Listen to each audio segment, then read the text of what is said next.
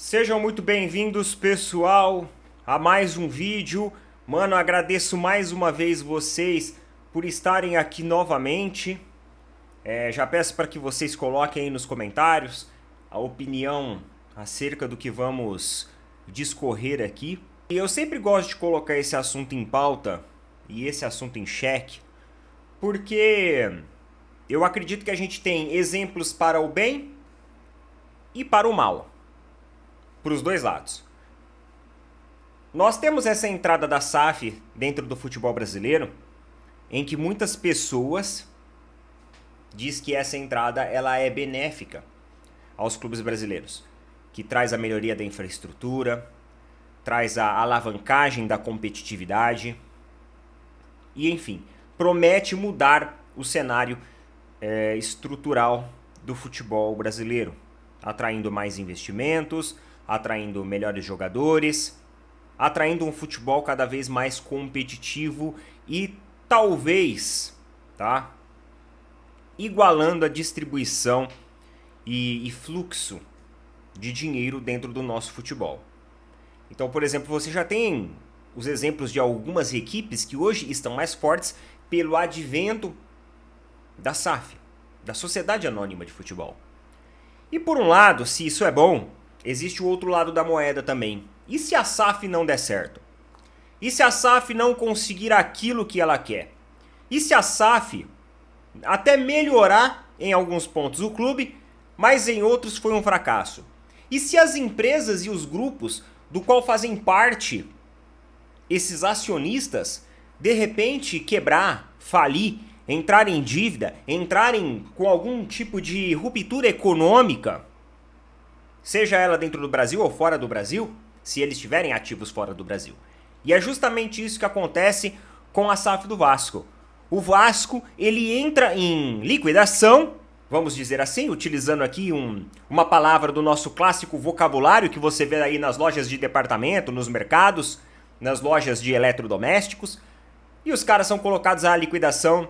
Além disso, é sinalizado que querem vender o mais rápido possível os ativos do Vasco SAF. Vamos entender aqui, matéria do GE. Com problemas na justiça, a ACAP coloca à venda ativos da 777, incluindo todos os clubes, aviões e até iates. Seguradora que controla a empresa fundada por Josh Wander e Steven Pasco tem pressa para se desfazer dos clubes, entre eles o Vasco. O site norueguês Josimar Futebol, parece site norueguês, olha o nome do site, é isso mesmo, Josimar Futebol, J-O-S-I-M-A, e aí futebol, né, com o modo em inglês que se escreve, Josimar Futebol. Provavelmente não é assim que se pronuncia, mas ficou bem abrasileirado isso daqui. Voltou a publicar informações sobre a 777 Partners, empresa afastada judicialmente do controle do Vasco SAF, desde maio desse ano. Bem, vocês sabem que por uma medida ali, interna do Vasco, os caras eles afastaram a empresa do controle. Porém, eles estão afastados da gestão e do controle do Vasco. Os ativos da equipe, do clube, ainda pertencem a eles. Eles não têm a gestão nesse momento. Eles não estão gerenciando, eles não estão controlando o Vasco SAF. Porém, os ativos pertencem a eles. A companhia norte-americana que enfrenta processos na justiça e agora é controlada pela ACAP está à beira da falência. Por isso, a seguradora colocou todos os clubes de futebol do grupo à venda, mas há dificuldade para encontrar possíveis investidores. A reportagem aponta que a ACAP colocou à venda até um luxuoso iate, chamado de 777, anteriormente propriedade de Steven, um dos fundadores, por 1,8 milhões de dólares. Além disso, jatos particulares utilizados pelo executivo para viajar o mundo também estão passando por uma avaliação. Em relação aos clubes de futebol, os ativos da 777 no futebol são controlados agora pela ACAP, que tem dialogado com o Vasco em busca de um novo investidor para o clube carioca. a empresa solicitou um estudo de viabilidade para a venda de todas as equipes de futebol do grupo. Na semana passada, a informação já havia sido divulgada pelo CEO do Genoa, Andrés Blasquez. Em reunião com dirigentes da equipe italiana, Blasquez, que assumiu o cargo indicado pela 777, afirmou que a divisão de esportes do grupo estava se encerrando, com todos os clubes do portfólio sendo colocados à venda. De acordo com a reportagem, a ACAP tem encontrado dificuldade para vender os clubes, entre eles o Vasco da Gama. O maior empecilho é movido pelo fundo inglês, que recentemente entrou na Justiça dos Estados Unidos com uma liminar contra a dissipação dos ativos da 777. A depender da decisão judicial, a ACAP pode ser impedida de negociar clubes da empresa. O único clube da 777 com negociação avançada é o Red Star FC, da França, que pode ser vendido para Steve Pagliuca, dono do Atalanta e de parte do Boston Celtics da NBA, um grupo forte, hein? E apesar das dificuldades, a ACAP tem pressa para se desfazer das equipes de futebol. Galera, é aquele negócio que eu falei para vocês. Esse aqui, ele é o principal contra-argumento da SAF. Porque a SAF, ela tá muito exposta a várias situações econômicas. Às vezes intrínsecas ao clube e às vezes, como essa, extrínseca, né? Muito extrínseca a ele. E aí você fala assim, mas Neto, vamos lá. Você não acha que uma má gestão pode tornar também os clubes no seu modelo tradicional fracassados? Por exemplo, a gente pega o Corinthians. O Corinthians não é SAF. E tá cada vez pior a situação dos caras. Só que isso vem de uma irresponsabilidade que está acontecendo gestão atrás de gestão. A hora que você elege e você encontra uma gestão que tá a fim de fazer a coisa acontecer da maneira correta, com transparência, de forma visionária, de forma profissional, aí a coisa muda. É só você observar o que acontece no Palmeiras, o que acontece no Flamengo, e até algumas outras equipes também estão recuperando o seu fôlego. Eu não sou contra a SAF, mas eu acredito que dentro do Brasil hoje existem clubes que precisam ser SAF, existem clubes que a SAF vai ter que salvar e existem clubes que não precisam ser SAF. Então a gente tem esse know-how hoje dentro do futebol brasileiro. E aí, equipes como Palmeiras, Flamengo, São Paulo, Corinthians não precisam de SAF. Só que talvez pela irresponsabilidade de sua gestão, vai chegar um momento que talvez alguma dessas vai precisar ser SAF. Como por exemplo o Corinthians. O Corinthians não precisa. Não precisa. Mas pode precisar. Quando você tem uma gestão tradicional, você tem um conselho e você tem uma indicação, muitas vezes, na maioria das vezes, eletiva a respeito de quem comanda e de quem faz a gestão daquele clube. Você precisa ter muita força de vontade para deixar um grande clube afundado em dívidas. Precisa ter muito amadorismo, muita força de vontade. Agora, a SAF, ela pode sofrer turbulências de várias e várias vias. Pode ser os investidores que entendem que aquilo dali não é mais um investimento viável. Pode ser uma ruptura econômica que aconteça. Pode ser a corrupção dentro das empresas que começa a tirar a credibilidade dos mercados e aí impacta também nos investimentos. Eu não sei o que vai ser do Vasco aqui não nessa situação. Porque embora os caras não estão no controle, boa parte dos ativos do Vasco hoje pertencem à 777, né? E a essa seguradora aí que adquiriram. Então, é uma situação agora muito complicada. E isso, cara, acaba afetando muito o clube. Porque o clube ele não tem que pensar mais não apenas na questão esportiva, mas ele tem que pensar em como se livrar de toda essa turbulência econômica, judicial que está acontecendo lá dentro. Olha só o prejuízo que você tem em cima de tudo isso. Tá bom? E agora, o segundo assunto que eu quero conversar com vocês é a respeito ali de um jornalista. Esse jornalista ele é palmeirense. E cara, ele falou algo interessante sobre a gestão Felipe Luiz. Óbvio que ainda é muito cedo, porém eu acho que ele trouxe alguns aspectos e pontos muito importantes dentro dessa análise. E por que eu trago essa análise desse jornalista em específico? Porque ele é um jornalista torcedor declarado rival, que por sinal é sempre muito ponderado a dar as suas opiniões.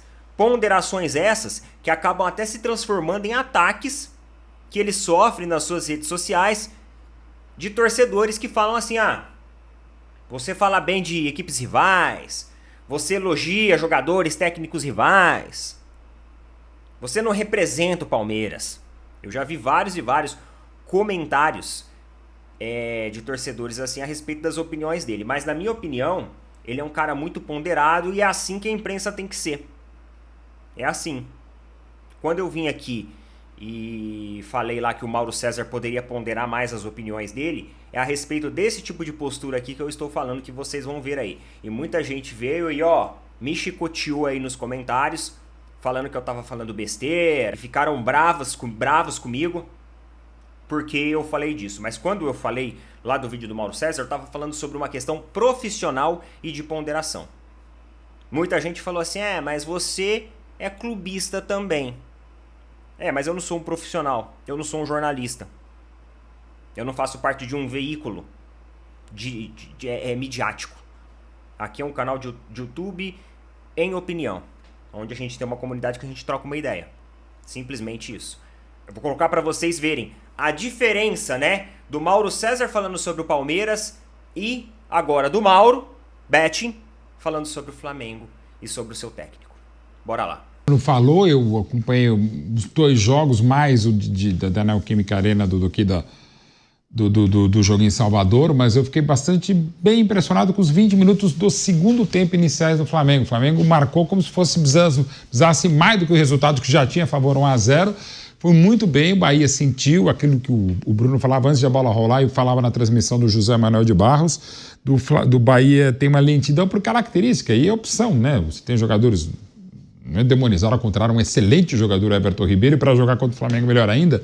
Mas assim, é um time de característica um pouco mais lento. E o Flamengo voltou a apresentar os melhores momentos do Flamengo de 19 para cá, o que não significa dizer que já seja o time de Jorge Jesus, que pode esperar quem vier, que a sua hora vai chegar, não. Mas que é o viçareiro para um Flamengo que estava muito mal com o Tite, começa a se acertar. Teve momentos muito bons de futebol propositivo, dá até para empolgar, e o torcedor tem todo o direito de se empolgar, que às vezes nós da imprensa, a imprensa torcedora, a imprensa um pouco mais vocês da imprensa, tal, mas assim, foram coisas muito boas, além do excelente resultado. Historicamente é sempre muito bom vencer na Bahia, vencer o Bahia, e nesse momento também, porque o Flamengo ainda tem um jogo a menos, e nesse jogo, se por exemplo ele vencesse o jogo a menos do Campeonato Brasileiro, ele ficaria hoje a 3 pontos do Palmeiras, né? E por tabela a 6 do grande líder Botafogo. Sem querer toda hora lembrar do campeonato do ano passado, mas que é uma condição mais absurda, faltavam 11 rodadas, agora faltam menos, o Botafogo tinha 14 pontos de vantagem sobre o futuro campeão, o Palmeiras. Então assim, tem coisa para rolar. E numa dessas o Flamengo pode. Claro que tem também a Copa do Brasil, e o Flamengo para mim é favorito mesmo contra o Corinthians, embora ainda até quase 2 semanas até o jogo, mas assim, hoje, até mais do que o jogo até para esse outro torneio, outra característica que era no Maracanã, hoje era fora de casa, é mais um ponto bastante positivo para o Flamengo e para o Felipe Luiz. Se bem trabalhado nessa semana agora de data FIFA trabalhar, é algo bem legal, é para o pilhado ficar mergulhando e se animando mesmo onde ele está agora, e aproveite as férias. Amigos, sabe por que o Mauro Betting, ele falou disso daí? Eu entendi muito bem o comentário do Mauro Betting. Porque o Mauro Betting enxerga no Felipe Luiz aquilo que a gente enxergou quando o Abel chegou. Ah, Neto, mas o Abel ele era desconhecido, o Abel não era jogador do Palmeiras. Calma, eu sei disso. Só que eu falei aqui sobre isso antes, que quando o Abel Ferreira chega no Palmeiras e ele faz a sua primeira coletiva, cara, o Abel ele nos dá um panorama do Palmeiras absurdo. Ele fala sobre a história do Palmeiras. Ele fala sobre os principais rivais do Palmeiras. Ele fala sobre o momento, as fases técnicas dos quais o Palmeiras passou. Ele fala sobre os técnicos que fizeram mais sucesso no Palmeiras. Ele fala sobre a torcida do Palmeiras. Ele fala do que a torcida gosta do Palmeiras. Ele fala da importância da conquista do título. Ele fala da importância da categoria de base. Cara, ele dá um panorama de dentro do Palmeiras onde nenhum técnico tinha trazido isso antes em uma apresentação. E as coletivas de apresentações de técnicos de futebol, elas é sempre o mais do mesmo, né? Não, nós vamos assumir agora, tem uma grande equipe nas mãos, vamos em busca de fazer um trabalho sólido, vamos em busca de fazer uma liderança, vamos ser justos, vamos ser meritocráticos, vamos fazer o possível para trazer cada vez mais uma equipe competitiva, uma equipe campeã. É sempre esse discurso. E agora, quando você vê o discurso do Abel que chegou lá no Palmeiras e até você vê o discurso do Felipe Luiz, que foi muito bem explanado aí pelo Mauro Betting, você realmente entende que não é um discurso protocolar. Ele é um discurso dos caras que enxergam e que conhecem o clube, que estudaram o clube, que não estão ali, sabe, de passagem e querem realmente fazer um trabalho diferente. Coloca nas opiniões aí, tamo junto, valeu, falou, até mais.